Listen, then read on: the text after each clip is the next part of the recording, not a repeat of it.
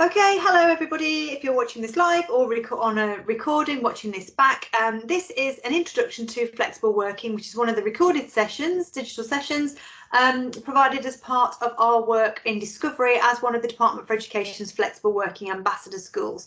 So this recording will be online and available for you to share with colleagues or to watch back at any point. So as it says there, my name's Emma Turner. I do work for Discovery based here in Leicestershire. You can contact me via the email there or on my Twitter handle. Feel free to get in touch if you've got any questions about flexible working, whether you'd like support for your school, your organisation, or for you as an individual. We can support you with any aspect of flexible working, and we're more than happy to take queries, inquiries, and provide guidance and support. And if you go to our Discovery website and have a look on the flexible working section, you'll see an inquiry form that you can fill in and submit that way, or you can contact me via that email directly. Totally up to you. So as it says there, we are a flexible working ambassador school. There is one for each of the regional school commission areas, and we'll go through what the work of this flexible working ambassador schools do, and a little bit of information about the wider picture from the Department for Education around flexible working. So the first thing I'm going to show you is this one, which I show on all of my sessions, and it's about myth busting around flexible working. So at the moment I have 3 small children. They are 11, 8 and 5, and I work flexibly. But across the sector, so many people read that sentence or hear that sentence, and instead of hearing the word and, they hear the word so, because as a sector, we still have this enduring view that flexible working is predominantly for women, often for women who have parenting or caring responsibilities, and that it is a reactive decision rather than a proactive choice. So some of the things I'm going to show you today hopefully will frame a wider or broader overview of what we mean by flexible working and the potential of flexible working that provides within your organisation. So some statistics to start with then. So a survey by the NEU of 10,000 teachers showed that by 2026, 35% of teachers saw themselves not remaining in the profession. That is huge. That's over 1/3 of the workforce, the teaching workforce, feeling like within the next few years they are not going to stay. There is a mass exodus from the profession from early career as well, 1 in 4 teachers leaving within the first 5 years, which leaves a black hole really for recruitment and for retention, and means that we've got this constant sort of exiting from the teaching dance floor, if you like, that we're not managing to keep teachers early on in their career, and neither are we managing to retain them further on in their career.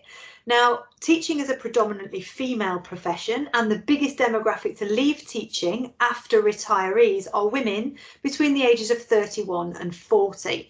Now, if we take the fact that they're women out of it, which seems a bit strange on International Women's Day, but if we take the fact that that's the demographic of women, what we're talking about in that age group 31 to 40 are incredibly experienced, often incredibly competent professionals in our schools. They're often our middle leaders, or those people who are just about to take part in a middle leadership role. They are the people who know our staff, who know our systems, who can do a lesson at the drop of a hat or an assembly at the drop of a hat, who are confident and capable, and also worryingly, they are often the people who are the mentors for those people early on in their career. So they are the role models for our early career teachers as well, and we are hemorrhaging experienced professionals out of the system. The box there with the statistics in there, the top row is men in education. So 8.6% of men work flexibly in education compared to 13% in the wider world of work. And the bottom row is 24.6% of women working flexibly in education compared to 42% outside in the wider world of work. Now, flexible working is not going to be the silver bullet. It's not going to solve all of our exit problems, recruitment problems, retention problems. But what we cannot do as a sector is look at those statistics and think, let's just carry on doing everything the way that we've always done it. We need to be responsive to the wishes and the wants of the labour market that's out there, and also we need to offer ways in which people feel they can carry on contributing to the organisation, contributing to the profession, but balance their own career development needs and balance their commitments outside of work as well. Flexible working provides the opportunity to do all of that. It provides opportunities to be creative with job and role design. It provides opportunities for people to work differently at different points in their life. It allows people to work differently in order to pursue different career goals, and it allows people to work differently in order to respond to their commitments outside of work as well. So flexible working won't fix everything on its own, but it is a huge area of possibility for developing and retaining a talented workforce.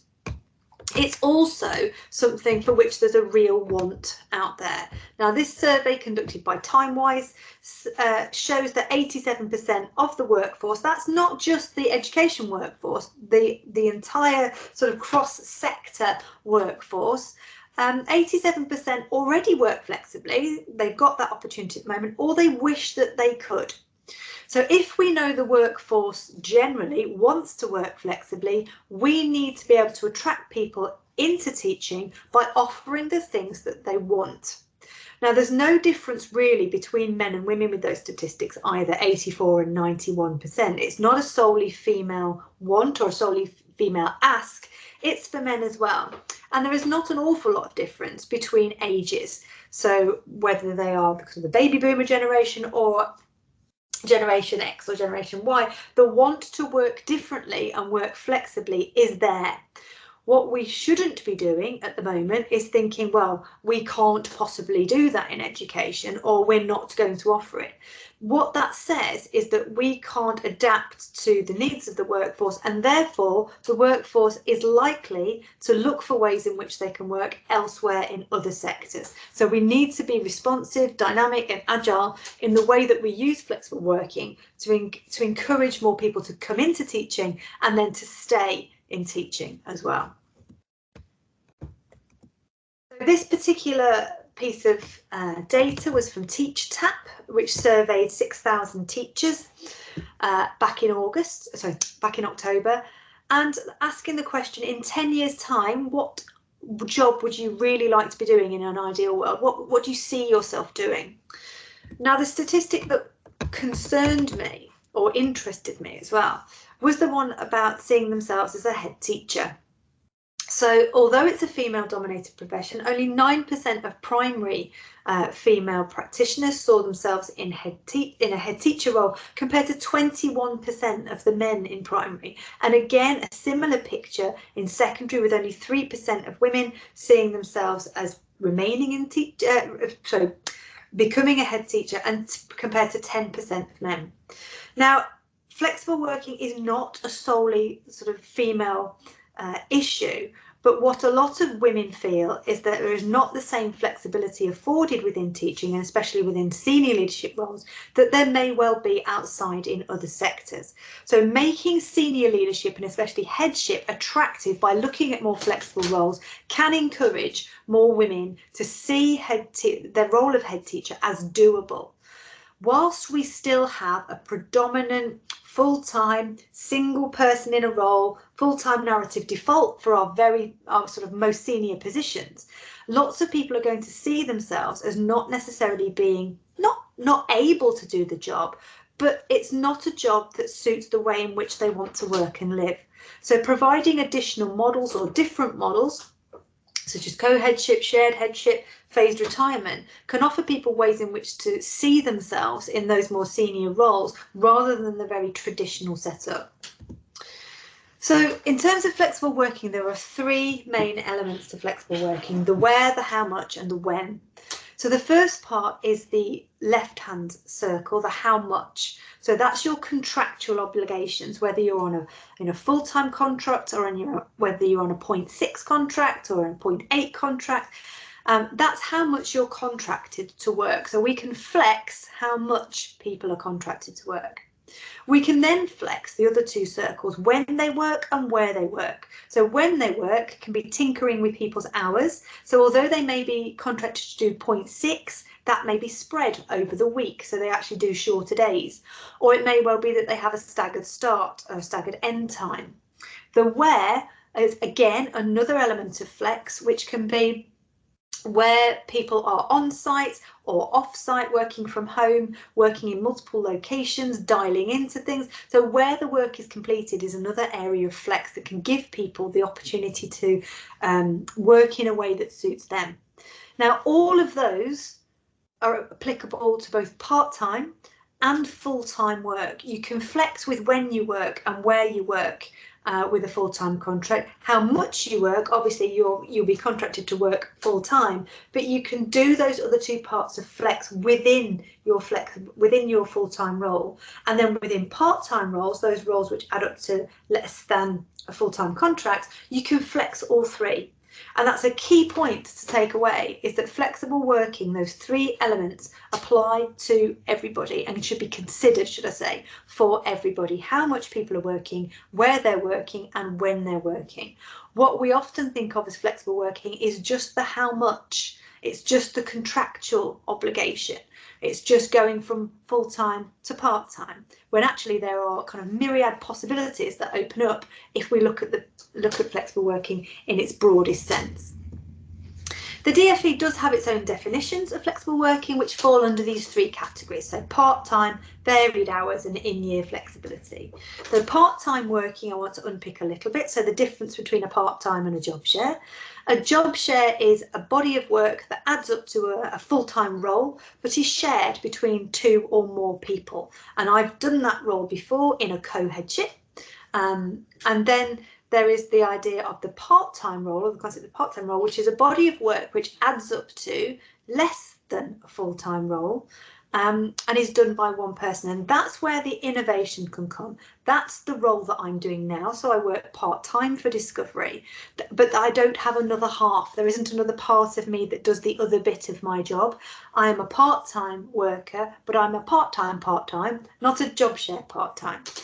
The reason I say that offers opportunities for innovation is because organisations can look at the body of work that needs doing in their organisation and start to think more creatively about the type of roles that they develop and create. So rather than very traditional structures of head teacher, assistant head, deputy head, phase leads, heads of department, whatever it is, whatever your structure is, you can actually start thinking, actually, we need somebody to do this in our school. Let's create a role around that. And it might not be a full-time body of work. So you can offer that out as a part-time role. And it's not something that's just the sole preserve of support staff roles or those roles that don't have a sort of particularly high level of seniority within your organisation. That can happen at every single level within an organisation. That can happen at senior level, at central trust level, at strategic level, not just in those roles that don't necessarily have a leadership element.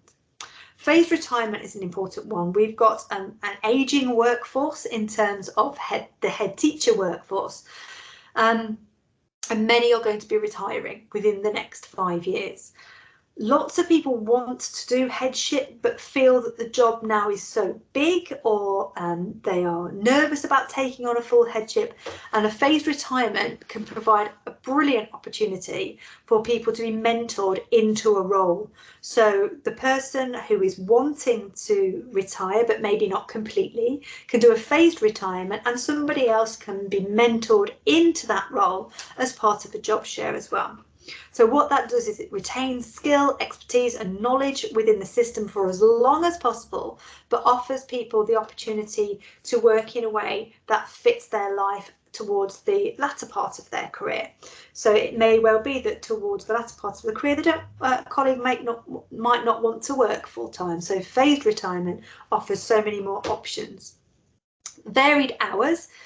So we can stagger our hours, as I mentioned, we can compress our hours. We can use game time, we can use all sorts of things in terms of varying the hours that we work. So there are lots of options there for responding to people's individual requests. So it may be a staggered hours request where somebody comes and says, on a Thursday, can I come in at 9:30 so that I can drop my 2 children at nursery that day? Or can I leave at 4 o'clock on a Friday so that I can go and meet mum's carer before the weekend. So all of those things can be adjusted and adapted in terms of variation in hours. And then there's in-year flexibility, so offering people the opportunity to work differently and then gain loo time, offering people the opportunity to have personal or family days, whether that be attending a child's music recital or a sports event, or as I had a member of staff going with their mum to collect an OBE. So those things that people want time off for, that you can flex for, but they're sort of the more one-off type things. Or it may well be home or remote working, so that you allow people, or you encourage people, should I say, to blend the ways in which they work by looking really carefully at, you know, when do people actually need to be in the building, and would it be more productive for them and a bit more beneficial for them to be able to nip home and dial into a staff meeting, or to work from home and do their data crunching, or to attend CPD remotely. So all of those things can be opportunities for developing flexible working in your organisation, and they're organised there under the Department for Education's new definitions. There are also 3 levels of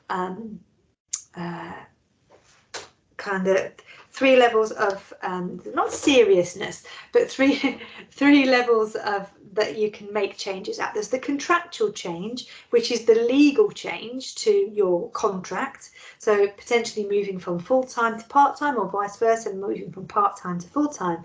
They're the things that are written into your contract, and they're the legal changes to your flexible working or full-time working arrangement. Then there are local agreements.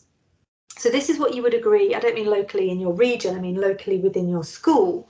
So your agreement with your head teacher about how you will work, where you can work, and that would be an ongoing thing. So your local agreement is an ongoing thing. So it's more than a one-off, but it doesn't necessarily require a change to your contract, but it is something that you agree together.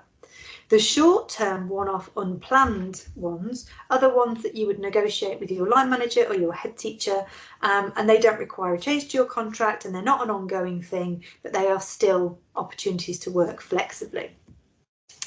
The important thing to remember then when we're developing these in our schools is to make them fair, transparent and accessible.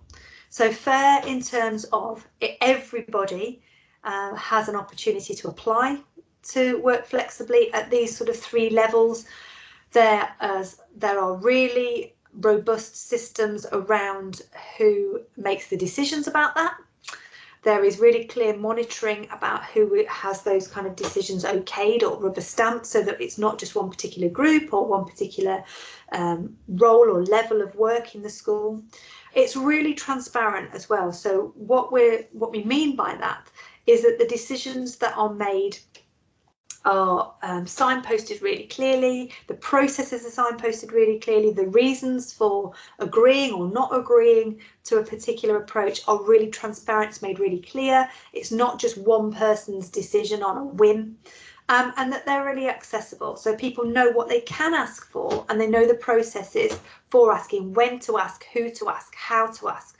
So any flexible working request or any flexible working setup that you set up in your school or your organisation needs to really focus on those things being fair, being transparent and being accessible, because what we want to do is to future-proof it. If you're working in an organisation where you're really focusing on developing flexible working practices, you want to be sure that should you leave that organisation or the leading of it, that the next person who comes in can't just kind of sweep it all out of the way and undo all of your positive work around flexible working. You want to make sure that your systems are future-proof. You also want to make sure that the systems in your school are equitable and have parity, that they are accessible for everybody, and the decisions made are the same, you know, based on individual need, business cases, and everybody is treated in the same way with the same sensitivity and consideration.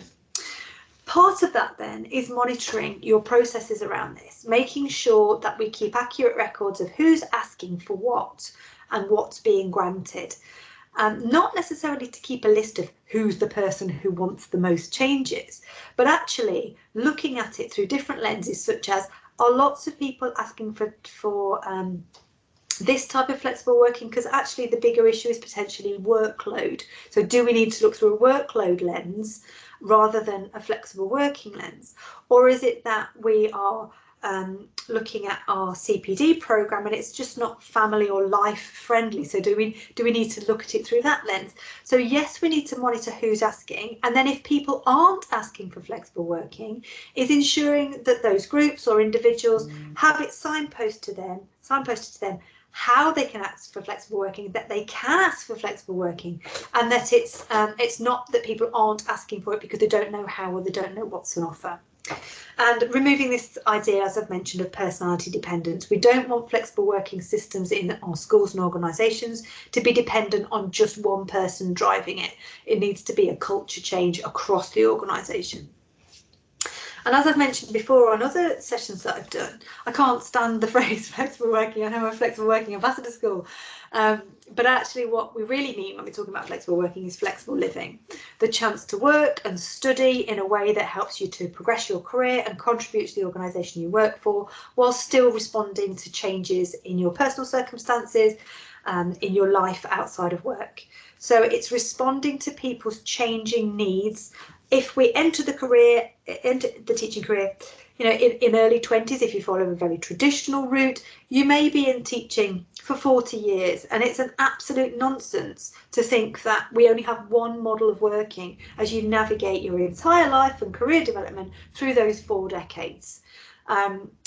People may well need periods of flexible working for their own mental or physical well-being, or health challenges. They may be caring for a relative. They may be wanting to have a period of shared parental leave or adoption leave, fostering leave, or they may be having a period of maternity leave. They may want a period of flexible working for further study, to do a doctorate, to set up an education consultancy business. There's all sorts of things for career development around flexible working and flexible living. So what we're really saying about flexible working is we want our colleagues to live well.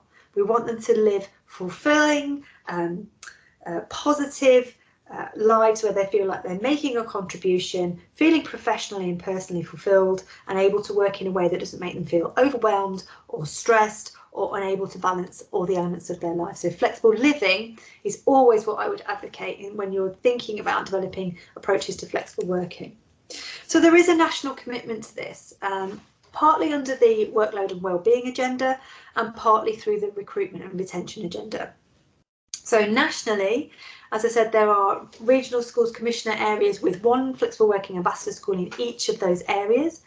There has been a national rollout of support webinars for school leaders, governors, trustees, all of those sort of leadership element webinars, and the DfE is producing a toolkit and a series of materials to support flexible working in schools.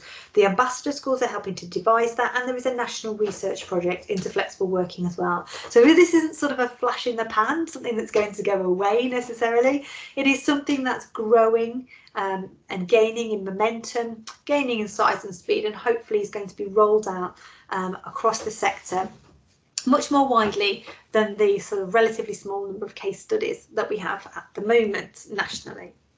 So the key benefits then to flexible working, there are so many. I've mentioned retention, the fact that if we allow people to work or enable people to work in a way that fits their career goals and their lives, then we are more likely to retain key staff, and that in itself is a cost saving. The cost of advertising, of recruiting, and then inducting new staff into your systems, it's a huge impact, both financially and in terms of time and resources in school. Holding on to great staff is much better than having to recruit new staff in. Flexibility then. So it's really important that we see flexible working as flexible. So it's not forever, it's not the Magna Carta. Once we've granted somebody a flexible working request, it's not forever. And what flexible working does in a school is provide flexibility within your systems. So I worked as a co-head teacher for many years, one of the first co-headships to be set up in education back in sort of 2009. During the co-headship, my co-head partner and I, between us, had 5 babies in 5 years of the 8 years of co-headship.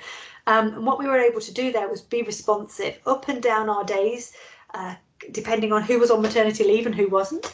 And I've heard of other, well, lots of other examples of flexibility through flexible working, such as a secondary science department where they needed 2 more hours of science teaching, and because they had multiple flexible workers within the science department, they were able to offer out 2 more hours of teaching within the existing staff, rather than having to contract somebody in or look for additional capacity outside school. So flexible working is flexible. That's the great thing about it. And very often people's working patterns will change. I know mine, I don't think I've had a single year when my working pattern has stayed the same for the last 15 years. It is hugely flexible. Succession planning we've also already mentioned in terms of phased retirement, but also in things like hybrid roles, where you may have an ECT or a relatively early career teacher working alongside an SLE, and the SLE is deployed for part of the week. So that great mentoring and succession planning of that early career teacher working alongside an SLE or a senior or a trust lead in a shared role provides great mentoring and succession planning. I've already mentioned the opportunity for innovation. We work in a very different system, even from sort of 5 years ago or 10 years ago. The types of work and the types of roles that need doing haven't necessarily kept pace with the traditional standard job descriptions and roles that we have on offer in a lot of schools. So the opportunity to innovate and create new roles is a huge benefit of flexible working. Well-being is an absolute given. Hopefully you've picked up from everything I've said so far that people working in ways that match their lives mean that they feel able to contribute, they feel valued, they feel sort of not stretched too thinly or massively stressed, or that they feel completely overwhelmed. So well-being is huge. Flexible working enables people to respond to what's going on in their lives and what they want to happen in their careers as well. It's a hugely fulfilling way to work, is to work flexibly. Diversity as well. If we only offer flexible working to that group of people who are able, if we only offer opportunities to work for those people who are able to work full-time, we are reducing the number of lived experiences, we are reducing the diversity in our teams potentially. And the session that we did with Nick Ponsford last week, when she looked at the flexible working privilege, how some people don't necessarily recognise that flexible working is what a lot of people ask for because they have so many other things that they are juggling. One of the things on Nick's session that she was talking about was asking ourselves, are we well enough to work full time? There are lots of people who require adjustments to their working hours or their working days because there may be an aspect of their own health and well-being where full time isn't necessarily an option, but part-time or flexible working in different ways would be a brilliant way to remain in the profession and contribute and share skills and be a brilliant professional in front of our young people, but just working in a different way. So if you want to look back at Nick Ponsford's sort of analysis of privilege and full-time on the previous session, that would be a really good one to look at. We also know that the more diverse your teams, the more likely they are to be creative and productive. There are multiple studies, both from business and from education, which show diverse teams perform exceptionally well. Efficiency as well. If we're not constantly recruiting, retaining, inducting, retraining and inducting people into our systems, we're going to have much more efficient systems if we're not constantly trying to backfill and then upskill within our organisations into the ways in which we work. And then there's the idea of cross-pollination. I mentioned before that I have quite a hybrid role in that I work for Discovery, but I also work across the sector doing multiple different things. What that enables me to do is to learn from different parts of the sector and then bring back that learning to all the other parts of the sector that I work in. So there's huge opportunity there for cross-pollination of ideas, of sharing of ideas, of transferable practice, which we don't necessarily get if every single person is in a one-person role in one school. So cross-pollination is there. So there are lots of opportunities for thinking about the benefits of flexible working. Lots of different ways of thinking in terms of how you might structure your teams, how you might structure your own environments in school, how you might structure your systems in school. One of the things that I would say is about performance and about whether you call it performance management, appraisal or staff review, whatever you call it in your organisation. It's so important to ensure that people understand when they can ask about flexible working. And I would say at that point, at your appraisal, performance management, staff review, whatever it is, there should always be a question around flexible working. So in that review, you know, how is the way in which you're currently working allowing you to pursue your career goals and enabling you to balance any commitments that you may have out of work? Is there any way we can offer flexible working to improve that even more? So that encourages people to think of flexible working and to open up the conversation around flexible working at key points in the year. It should be through your systems available throughout the year, but also it should be hardwired into your review system so people are automatically signposted towards what we mean about flexible working and when we can ask for it as well. And a lot of people go, no, I'm fine, thank you. The way I'm working is absolutely fine. But for those people who may feel that they need a change, they want a change, who may be unsure about when to ask or how to ask, having that equal question that's asked of everybody or to everybody in those systems means that everybody gets the opportunity to have a conversation around flexible working. The other thing to think about is your recruitment and your advertising materials. So often we don't get people applying for flexible working roles because they don't know how to ask for it, or they are waiting for a flexible role to be advertised. Now, for a lot of people, the flex that they actually want isn't necessarily massive. You know, not everybody that works that is looking for a new job or a new role wants to suddenly work 2 days a week. But lots of people do want a little bit of an adjustment. And so putting on your advertising materials, your recruitment materials, a simple phrase such as talk to me or talk to us about flexible working enables people to know when they can start to ask the questions and signposts your organisation as one which really values flexible working. There are so many people that I talk to across the sector, hundreds of people who say, oh, there's no part-time jobs advertised, or there's no flexible working jobs advertised.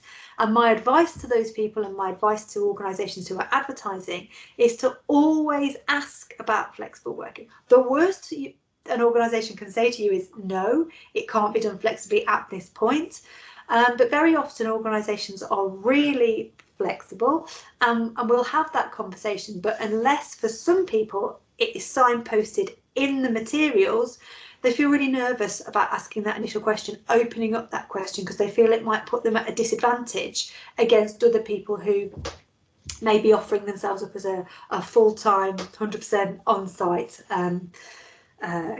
candidate. So signposting that.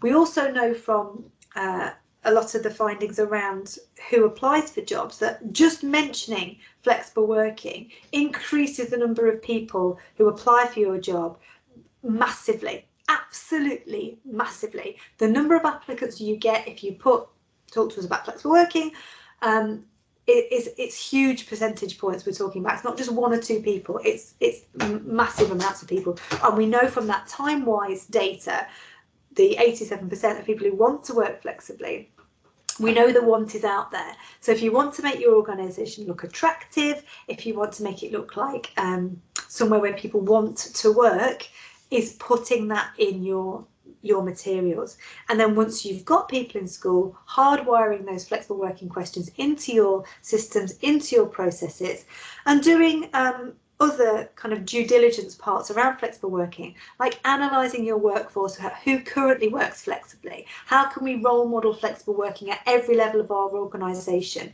so not just necessarily at class teacher level or support staff level, how can we model flexible working in our most senior roles in our organisation as well, because the messaging around flexible working is so important. We need to make sure that everybody recognises that flex isn't just for the few, it's for the many, and that includes the type of roles people do, the type of work they will be doing, where they work, all of these sorts of things. And I know from working in co-headship that flexible working at senior level really, really works, and the messaging it sends is hugely powerful. By the time I left my school, when I left the co-headship, nearly 70% of the workforce worked flexibly in some way. That's absolutely huge. And I think partly that was due to the fact that setting the tone from the senior level in the school that said this can be done was very clear messaging for the remainder of the staff in terms of, you know, let's do this, let's look at this creatively, let's look at this innovatively, let's look at this differently, and let's retain and develop the brilliant people that we have in school. So in terms of my kind of input around flexible working and an introduction to flexible working, that's my input today. If you want to find out more, you can contact me via Discovery, or you can contact me on Twitter at Emma_Turner75. If you've got any other questions around flexible working, if you want support with flexible working, please do get in touch. If you want to know more about any of the elements that we've covered today, please do get in touch again. More than happy to explore those with you or your schools, especially some of the materials that we're developing as the Ambassador School and as part of the wider Ambassador Schools programme that we can potentially share with your school to develop the systems and the people in your school. So thanks very much for listening. That's me done.